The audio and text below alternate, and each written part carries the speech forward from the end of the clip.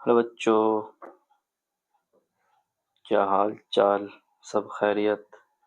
چلو امید کرتے ہیں سبھی CBSE والے اسٹوڈنٹ جو بھی 10th کلاس میں ہوں گے ان تک ہماری یہ باتیں پہنچ رہی ہوں گی اور اچھے سے ہوں گے۔ اور چلو آج اپن پھر سے اسٹارٹ کرتے ہیں۔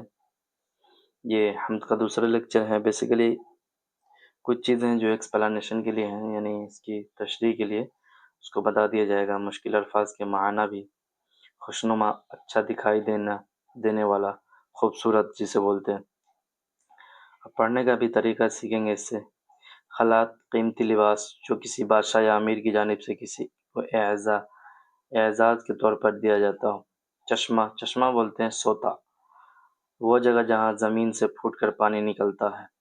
ٹھیک، آگے دیکھتے ہیں۔ تسبیح خواہ، خدا کی پاکی بیان کرنے والا شاعر یہاں چہچہاتے ہوئے پرندوں کو تسبیح خواہ کہا ہے۔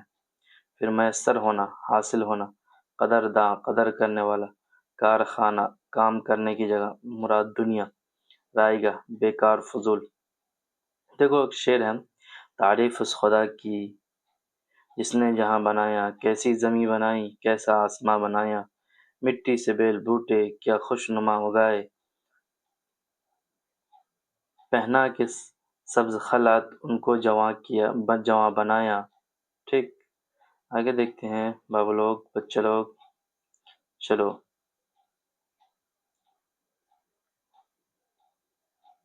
سورج سے ہم نے پائی گرمی بھی، روشنی بھی، کیا خوب چشمہ تو نے اے مہرباں بنایا۔ یعنی اس شعر کی تشریح میں کریں، شاعر اسماعیل میرٹھی کہتے ہیں کہ ہمیں خدا کی تعریف کرنی چاہیے کہ جس نے یہ دنیا بنائی، کیسی زمیں بنائی، کیسا آسمان بنایا ہے۔ ٹھیک، اور آسمان کو کوئی اور نہیں بنا سکتا۔ یعنی اس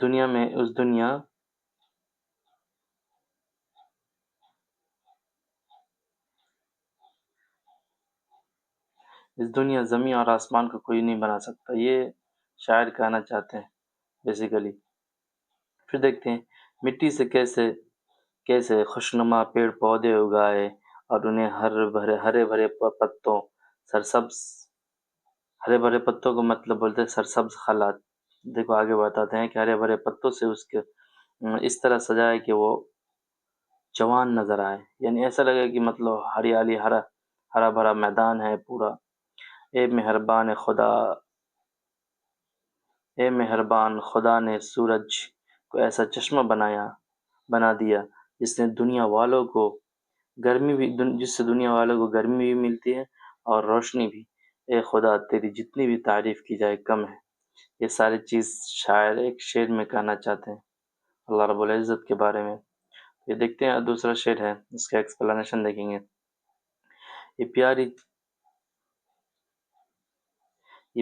پیاری چڑیا پھرتی ہیں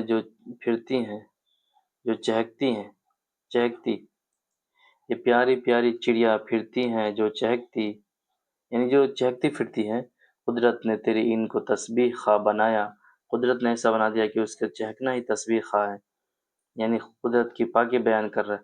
رحمت سے تیری کیا کیا ہے نعمت میسر، یعنی اللہ کی رحمت سے بہت سارے ایسے نعمت میسر ہے جو انسان کو پتہ نہیں چلتا۔ ان نعمتوں کو تجھ کو ہے قدرداں بنایا، یعنی ان نعمتوں کو تجھ کو ہے قدرداں بنایا، یعنی نعمتوں کو تم اس کی قدر کرو، اس کی اہمیت سمجھو۔ ہر چیز ہے تیری کاریگری، ہر چیز سے ہے تیری کارگری ٹپکتی، یعنی اللہ تعالیٰ سے کہہ رہا ہے شاعر کہ ہر چیز جو بھی چیز دیکھتے ہیں اس سے لگتا ہے کہ اس میں تیری کاریگری ٹپک رہی ہے، یعنی تو نے کس طریقے سے بنایا ہے، اس چیز میں کاریگری ٹپک رہی ہے۔ یہ کارخانہ تو نے کب رائے گا بنایا۔ چلو شعر کی تشریح دیکھتے ہیں۔